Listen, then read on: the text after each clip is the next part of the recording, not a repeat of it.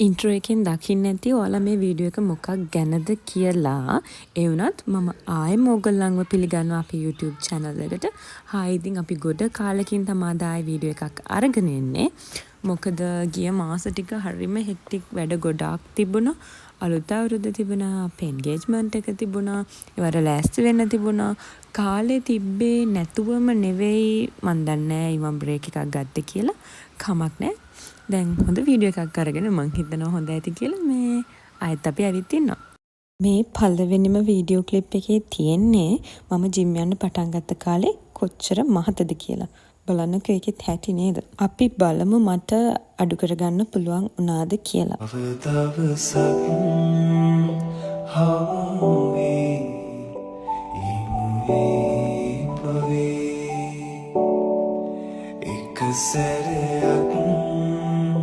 දුටුවත් ඇති දැස්වේ ඔබ වෙනුවෙන් හැදුවතම් කියන්න ඉසරේ තව දවසක් හමුවේ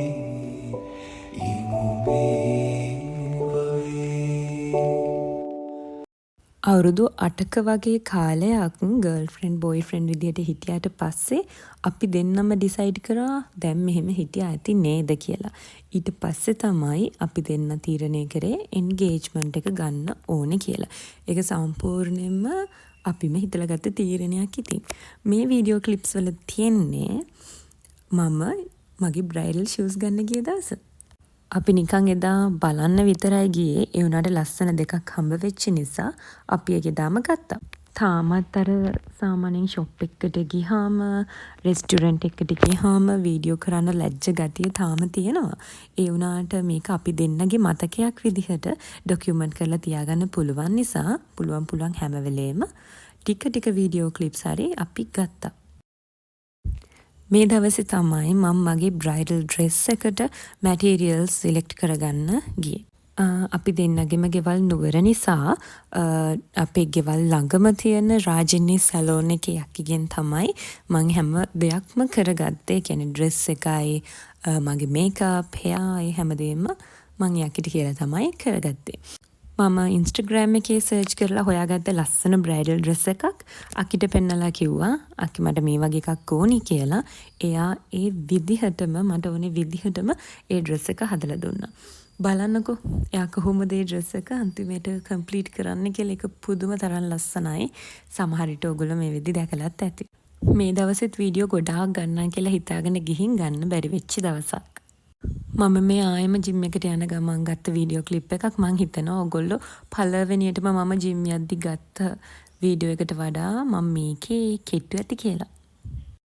මේ තියෙන්නේ අපේ කැම්පස් එකේ මගේ ක්ලිනිකල් ගෲප් එකේ කෙලෝ ටිකත් එක්ක අපි යෝගා ප්‍රැක්ටිස් කරද්දි වීඩියෝ ක්ලිප් එකක් ගන්න try එකක් දුන්න දවසක්. එනට බලන්නකෝ වැඩේ හරි ගියේ නැහැ. අපේ මැඩම් මාව නිසා අපිට ඉක්මනට වීඩියෝ එක වත්තන්න වුණා. මේ තියෙන්නේ ගෲම්ගේ අවුට්ෆිට් එක සිලෙක්ට් කරගන්න අපි ගිය දවසේ ගත්ත වීඩියෝ එක. ඔබ පෙරදා ආදරේ මාලකින් උන්නැති ඒ සමරුන් රූතමයි ජීවිතේ මතකද හැන්දෑවේ අපි දෙන්නා මන්දාරම් මధుරේ දවසක් දාමල් වැස්සේ තෙමුණා මතකද හැන්දෑවේ අපි දෙන්නා මන්දාරම් මధుරේ දවසක් දාමල් වැස්සේ තෙමුණා. මේ සින්දු අහද්දී මේ වීඩියෝ ක්ලිප්ස් ආයෙම දකිද්දී ඒ අතීතයට ආයම අරගෙන යනවා මාව. හරිම හැඟීමක් තමයි හිතට දැනෙන්නේ. සතුටුයි ඒ නිසා මේ හැම දෙයක්ම වීඩියෝ ක්ලිප් එකක් විදිහට එකතු කරගත් එක ගැන. මම හැම වෙලේම දැකලා තියෙන කියමනක් තමයි Facebook එකේ එහෙම කෝට් එකක් තමයි ඉඩෝරයේදී මා හැර නොගිය ඔබට මා තනනා වසන්තය හිමි විය යුතුයි කියන එක. ඔයාලා මොකද කියන්නේ? ඒ කතාවට එකඟද? ඉතින් මේ දේවල් බලද්දී මට හරිම සතුටක් සැනසීමක් දැනෙනවා. මොකද මගේ බෝයි ෆ්‍රෙන්ඩුයි මමයි දෙන්න අපි දෙන්නා පටන් ගත්තේ අපි දෙන්න යාළුවනේ ටීනේජර්ස්ලා විදිහට O levels ඉවර වෙච්චි ගමන්ම ඉතින් මේ වෙද්දී අපේ ජීවිතේ ගොඩක් දේවල් අපි අචීව් කරගෙන තියෙනවා අපි ගොඩක් දුර ඇවිත් තියෙනවා ඒ කොහොම වුණත් එයාටවත් මටවත් මුල අමතක වුණේ නැති එක ගැන මට හරිම සතුටුයි මොකද මේ කාලේ වෙද්දී එහෙම එකම කෙනෙක් එක්ක සාර්ථක වෙලා එකම කෙනෙක් එක්ක ලස්සනට ජීවිතේ ඉස්සරහට අරන් යන්න හදන කට්ටිය අඩු නිසා හැබැයි එහෙම කට්ටිය ඒ වගේ ආදර කතා නැතුව නෙවෙයි අනිවාර්යෙන් මේ වගේ දේවල් මමත් ගොඩක් දැකලා තියෙනවා. ඉතින් ඒක කරන්න අමාරු වුණත් කරන්න බැරි වැඩක් නම් නෙවෙයි. අපි දෙන මැචින් කපල් රින්ග්ස් තමයි සිලෙක්ට් කරගත්තේ. ඉතින් කියන්න බලන්න ඒක ලස්සනද කියලා. ඒ වගේම මේ තියෙන්නේ මගේ ෆස්ට් ෆිට ඕන් එක දවස. ඒ ඩ්‍රෙස් එක ඇඳ ගමම මම ඒකට මාර විදිහට කැමති වුණා. මං ආස විදිහට මේ ඩ්‍රෙස් එක තිබිච්ච නිසා මං ඉතින් ඒ අක්කිට yes to the dress මම yes කියලා කිව්වා.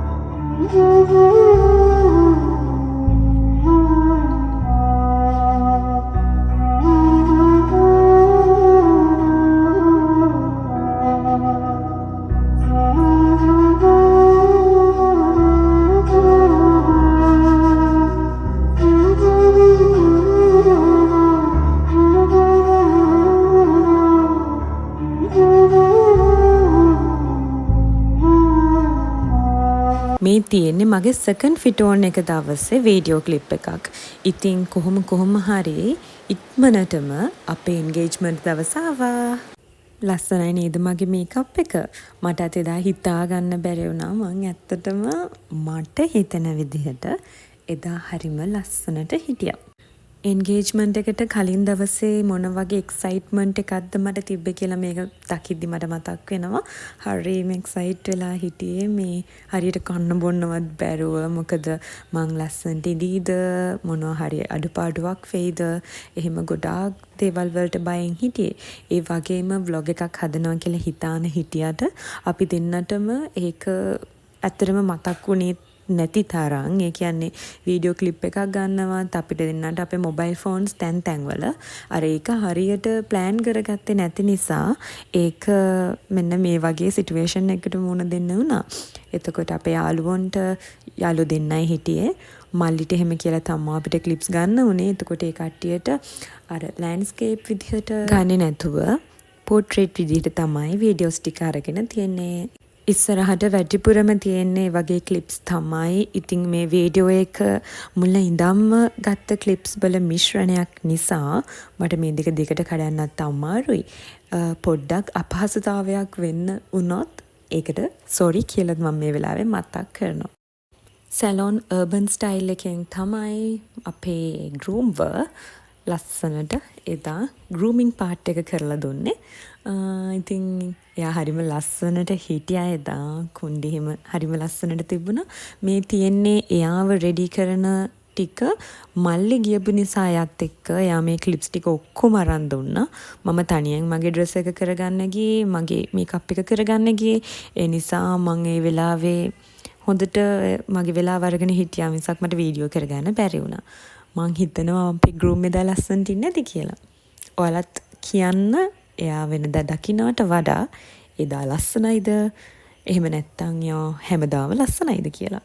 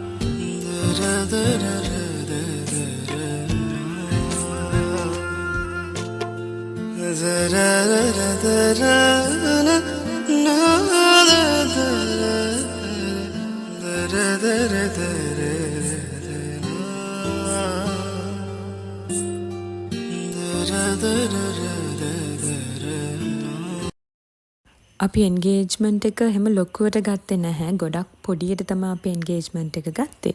ඔක්කොම ආවේ 21 දෙනෙක් විතර වගේ. ඒ තරම් පොඩියට තමයි ගත්තේ. අපේ ෆැමිලිස් වල ළඟම අය විතරමයි මේකට ආවේ. මොකද අපි දවසක වෙඩින් එකක් ගන්න ප්ලෑන් කරගෙන ඉන්න නිසා අපි එන්ගේජ්මන්ට් එක පුළුවන් තරම් පොඩියට කරලා ඉවර කරන්න හිතුවා. මේනි රාජිනියක්කි. එයා තමයි මාව ඩ්‍රෙස් කරේ. ඒ වගේ චූටියට කියුට්වට එලිගන්ට් විදිහට අපිට මේක කරන්න ඕනේ වෙච්ච නිසාම අපි තෝරගත්තේ රූබුටික් එක. මේ රූබුටික් එක තියෙන්නේ නුවර වැවරව් මේ මහමායාවකට චුට්ටක් කලින්. ඉතින් රූබුටික් එක අපිට නිකන් අයිඩියල්ම තැනක් වගේ. මොකද එතන තියෙන ඉන්ටීරියර් එකට, ඒකේ ආකිටෙක්චර් එකට, ඒ හැම දෙයකටම අපි පුළුවන් තරම් ආසයි. මං හිතන්නේ මේ තැන ඉස්සර පරණ කාගේ හරි වලව්වක් එහෙම නැත්නම් පරණ විදිහට හදපු ගෙදරක් තමයි දැන් මේ බුටික් හොටෙල් එකක් කරලා තියෙන්නේ. ඒක ඇතුළේ එහෙම පුදුම ලස්සනයි, හරීම අමුතුම වයිබ් එකක් තියෙන්නේ. නුවර අනිත් හොටෙල්ස් වල දකින්න නැති. ඒ නිසාමයි අපි ඒක සිලෙක්ට් කරගත්තේ. අපිට ඕනි කරන විදිහට තියෙන නිසා ඒවටම ගැලපෙන්න අපි දෙන්නගේ අවුට්ෆිට්ස් හදාගත්තා. බලන්නකෝ වටේ එක හරීම කාම්, හරිම එලිගන්ට් ගතියක් තමයි ඒ හොටෙල් එකේ තියෙන්නේ. අපේ ෆොටෝස් ටික අපිට කරලා දුන්නේ මගේ හොඳම යාළුවෙක්. හොඳම යාළුවෙක් කියලා කිව්වේ එයා මට මෙත්මින හම්බ වෙච්ච කාලෙම වගේ මගේ යාළුවෙක් උන යාළුවෙක්. දර්ශක තෙන්නකෝන් සමහර විට ඔයගලන් දන්නවත් ඇති. අපි දෙන්නගේ පළවෙනිම හොඳ කැම් එකකින් ගත්ත අපි දෙන්න ආසම ෆොටෝ එක අපිට ගහලා දුන්නේ දර්ශක. සාමාන්‍යයෙන් අදටත් අපි වෙලාවකට ඇනිවර්සරි එකකට විශ් කරද්දි ඒ ෆොටෝ එක ෂෙයා කරනවා. මොකද අපි ඒ ෆොටෝ එකට ඒ තරමටම ආදරෙයි. ඒ වෙද්දිත් දර්ශක ෆොටෝග්‍රැෆි කරනවා.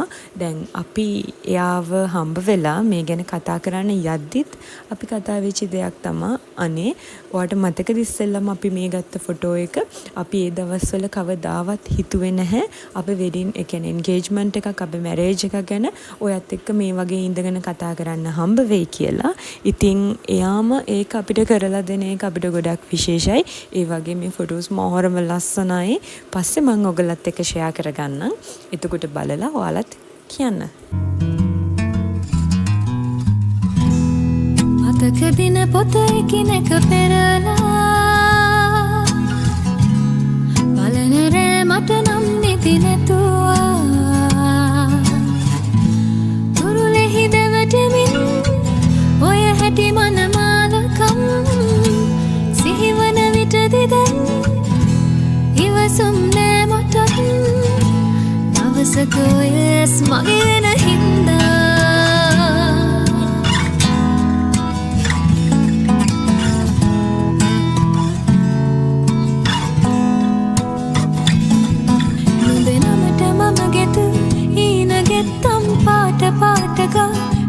සිත්තම් තින්න වැටනර සීත ඇත්නම් සතපවන්න නුඹ පපුවේ උණුසුම් කුමරානනී පුරතලෙහිමී කවදක හරි. ඉතින් ඒක ඒ විදිහට තමයි සිද්ධ වුණේ.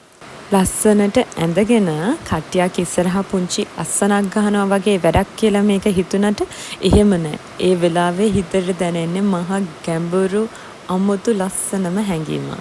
මේ ලස්සන ෆ්ලවර් බුකට් එක අපිට හම්බෙච්ච gift එකක්. සිතුලිය ෆ්ලෝරා එකේ අයියා ප්‍රියශාන් අයියා තමයි අපිට මේ ලස්සන බුකට් එක හදලා දුන්නේ. අනේ ගොඩක් thank you අයියේ. ඒ දුන්න සපෝට් එකට, ඒ ආදරයට, ඒ හැම දෙයකටම thank you. මේ තියෙන ෆොටෝස් වල තියෙන්නේ අපේ හයි ටී එක. අපි එදා රෙජිස්ට්‍රේෂන් එකයි ඒ වගේම පොඩි හයි ටී එකක් ඕගනයිස් කරගත්ත රූ බුටික් එකෙන්. අපිට වීඩියෝස් නම් ගන්න හම්බුන්නේ නැහැ. මෙතන තිබ්බ හැම අයිටම් එකක්ම පුදුම රසයි. වීඩියෝ කරන්න නම් අමතක වුණා. මේ තියෙන එකේ ෆොටෝස් ටිකක්. ඉතින් අපේ ඩ්‍රීම් එන්ගේජ්මන්ට් එක ඒ විදිහට තමයි සිද්ධ වුණේ. ඒකට උදව් කරපු හැම දෙනෙක්ටම ගොඩාක් thank you.